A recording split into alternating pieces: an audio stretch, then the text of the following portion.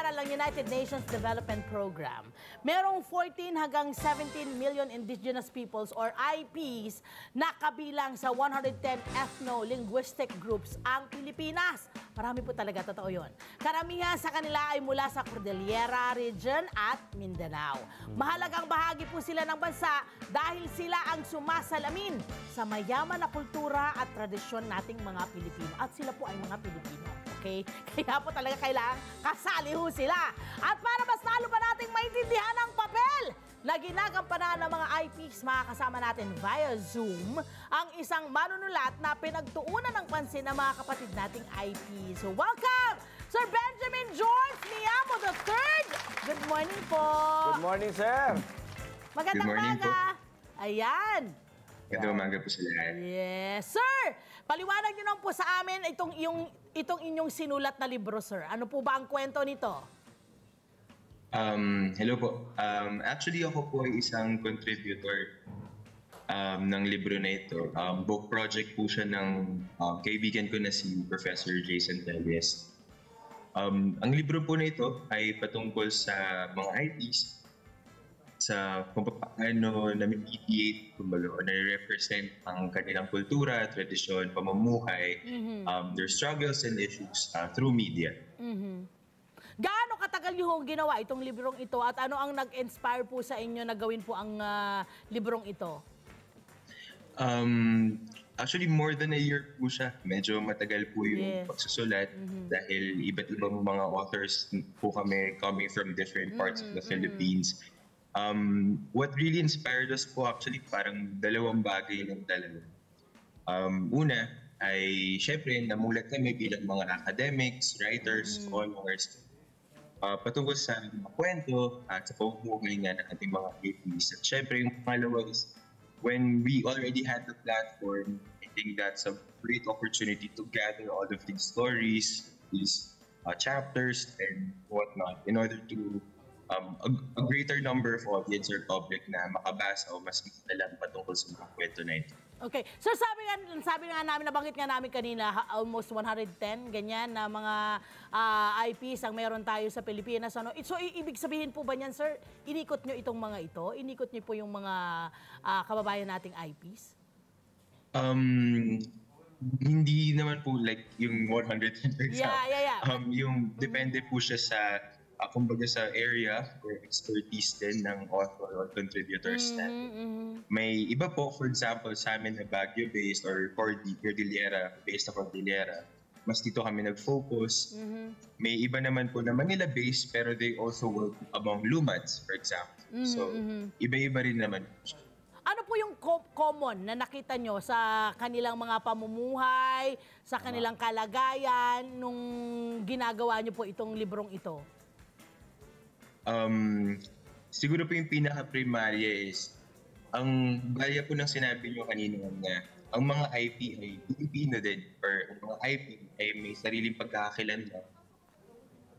They are not powerless and they can make use of media and literature in different ways that could ultimately represent them or that could give them or that could empower them as communities. Nakakasabay na po ba sila sa ating, syempre kasi yung ating mga kababayan, di ba, yung ating mga IPs, sila po talaga ang isa sa mga medyo talagang napapabayaan pagdating sa ating society. Nakakahabol na po ba sila? Anong mga pagbabago na po yung kanilang nakukuha or nabibigyan na po ba sila ng tamang benepisyo bilang isang mamamayang Pilipino? Very interesting question, ma'am. Kasi sa totoo lang, I think we all know that may indigenous knowledge and indigenous technologies and methods.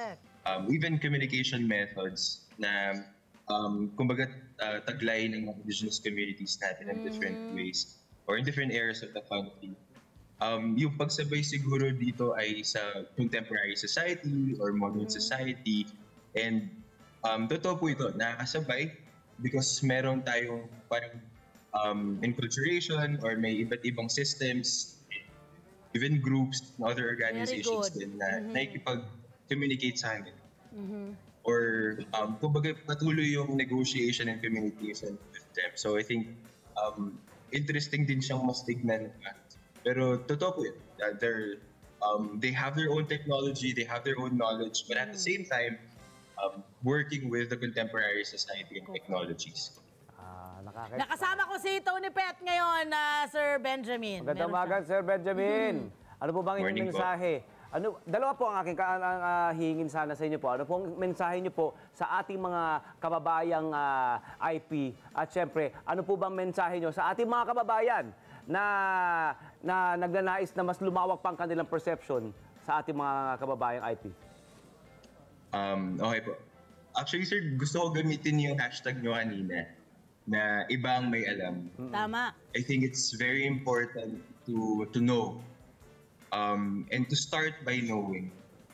Reading their stories, reading Yes. about what's happening, Yes. at alamin kung ano yung estado nila, alamin kung paano sila nabubuhay, at kung paano sila nagiging parte ng buhay din. At once I think we start from there, Yeah. that's where we know when we're going to help them, how are we going to help them, how are we going to be a part of their life, and how are they going to be a part of our lives. Yes. Ayun, kasi nga syempre, Sir Benjamin, iba-iba rin yung dynamico ng pamumuhay ng bawat IP na meron tayo sa Pilipinas. Ibang atake ang ibibigay mo para sa iba't ibang IP po natin. So, talagang tama yun. Kailangan kilalanin natin sila, alamin natin kung ano pang mga IP ang dapat bigyan natin ng papahalaga. Oo. Kumbaga, Sir Tama po. Benjamin, maraming salamat sa ginagawa nyo at mabuhay po kayo ng mga kasama mo Maraming dyan sa salamat pagbuo po. ninyo sa inyong librong yan at sa inisyatibo ninyo. Mabuhay po kayo. Maraming salamat po. Thank you, sir. Balik-balik lamang po, ha? Ayan, si Ginoong Benjamin Ayun. talagang, marami sila kasi, no? Isang grupo sila, isang Oo, community iba-iba sila yan. na All over the tumutulong-tulong Philippines, ating marami mga tayong kababayan. IP. Oo. So, talaga namang kailangan ho natin kilalanin yung mga yan. Baka mamaya ilang mga ano lang yung alam nyo, tapos, Oo. hindi pala, marami pala. At sa mga kababayan din naman natin, kailangan din natin siyempre wider perspective. Di ba? Totoo, Yung malawak na pag-unawa, malawak na perspective. Kasi tama si Sir Benjamin, tama naman ang lahat. Ano? Ang lahat yan ay mga mamamayang Pilipino. Totoo. Di ba? Equal, may Dapat. karampatang karapatan, tamang karapatan, kung ano equal yung rights. meron and all. tayo, kung ano yung, Oo. ano yung natatamasa natin bilang Pilipino, dapat sila rin ganun din. Oo. Kung nakakapag-aral tayo, nakakapag-aral din dapat Oo. sila. Kung merong parang sa mga ospital, reach sa ospital, dapat Kung meron anong din silang benepisyo mga natin, ospital. yun din ang benepisyo rin nila. Oo, Hindi dapat po ba? po lahat yun. Tamang Yes. access, equal access sa lahat. Exactly. Opo. Pilipino nga. Oo, tamang edukasyon. Di ba? Nalukupan Lalo natin, education. edukasyon para sa kanila, di ba? Hi! Sumama mo! Mga Kanet 25. This is Love a New Verbo.